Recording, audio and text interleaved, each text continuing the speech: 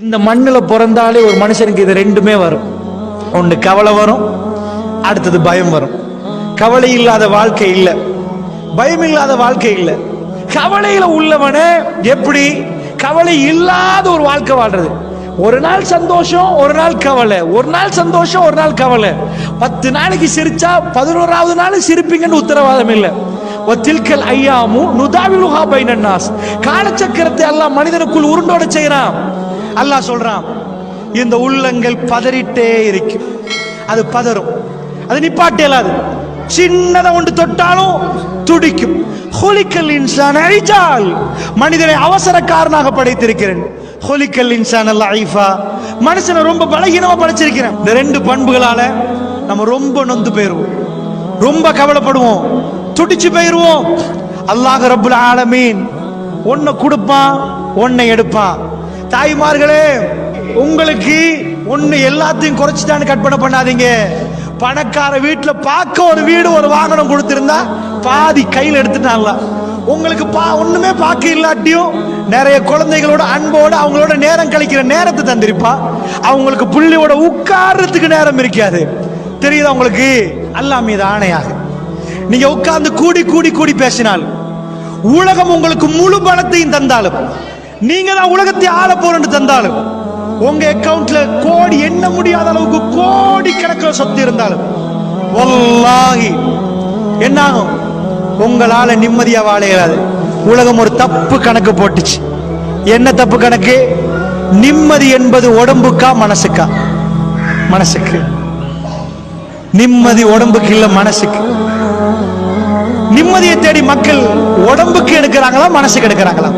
அன்பார்ந்தவர்களே, அதனால வாழ்க்கையில தொழுந்தவங்களுக்கு பிரச்சனை வரும், தஹஜ்ஜுத் தொழுறவங்களுக்கு பிரச்சனை வரும், எல்லாருக்கும் பிரச்சனை வரும். இந்த பிரச்சனை நேரம் கல்புகள் அமைதி பெறணுமா? பிரச்சனை ஓயாது, பிரச்சனை ஓயாது. கல்பு அதை தாங்கணும். சஜதாவுல உளுந்த எங்களை அல்லாஹ் ஒரு நாள் கைவிட மாட்டான். பிரச்சனையோட முடிவு சுகமா இருக்கும்.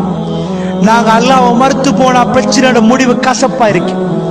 தாங்குற இதயத்தை தருவான் அல்லாஹ், தாக்கு பிடிக்கிற சக்தியை தருவான் அல்லாஹ். அல்லாஹ்வுடைய நல்லடியார்களே, இதுதான் நான் சொல்லக்கூடிய விதம்.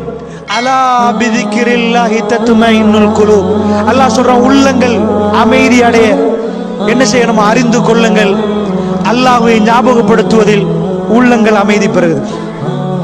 அல்லாஹ்வை எவ்வளவு ஞாபகப்படுத்துறோமோ அவ்வளவுக்கு உள்ளம் அமைதி பெறும். அதுக்கு அர்த்தம் என்ன? அர்த்தம் என்ன? அல்லாஹ்வை ஞாபகப்படுத்துறேன்னு என்ன அர்த்தம்? அது பெரிய அர்த்தம் இருக்குது. ஒரு விளக்கம் சொல்றேன். நானும் நீங்களும் முஸ்லீமா இருந்தா நீங்க முழு குர்ஆனையும் படிங்க, முழு ஹதீஸையும் படிங்க.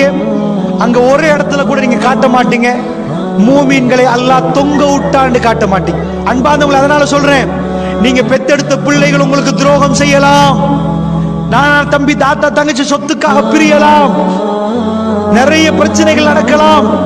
நீங்க நம்பி இருந்த நண்பர்கள் உங்களுக்கு துரோகம் பண்ணலாம். நீங்க நம்பின ஒரு கூட்டம் உங்களை நடு சந்தையில் தெருவில் நிப்பாட்டி விட்டு போகலாம். ஆனால் ஒரே ஒருவன், உங்களை படைச்சவன், குழந்தை வெளியே வந்த பிறகு குழந்தை அழுவும். அந்த நேரம் நீங்க பெண்ணாக நின்றீங்க, சாதாரண பொம்பளை, சாப்பிட்டா எல்லாம் மலஜலமா போகும். ஆனா குழந்தை அழுகுறனால உங்களுக்கு இந்த தாய்ப்பால் அல்லாஹ் தந்தான். நீங்க சாப்பிட்டதுல ஒரு சேமிப்பு நடந்து குழந்தைக்காக வேண்டி அந்த தாய்ப்பால் அல்லாஹ் வச்சிருந்தான். நீங்க கொடுக்க ஆரம்பிச்சீங்க. அந்த ரப்புல் ஆலமீன் அவன் என்ன பண்ணுவானாம்? கைவிடவே மாட்டானாம். பிரச்சனைக்கு மேல் பிரச்சனை தந்ததுக்கு பிறகு லாஸ்ட் வருவானாம். நான் இருக்கிறேன்ப்பா, உனக்கு என்ன பிரச்சனை, நான் வர்றேன். லாஸ்ட் அல்லாஹ் உதவி பண்ணுவானாம். யாரு இழந்துட்டு என் ரப்பு என்ன விட மாட்டான், அவன் எனக்கு பாதுகாப்பு, அவன் நிச்சயமா எனக்கு பாதுகாப்பு உத்தரவாதம் என்று நம்புறானோ, நபி அவர்களை நான் கைவிட மாட்டேன் ஒரு நாளும் இல்லை.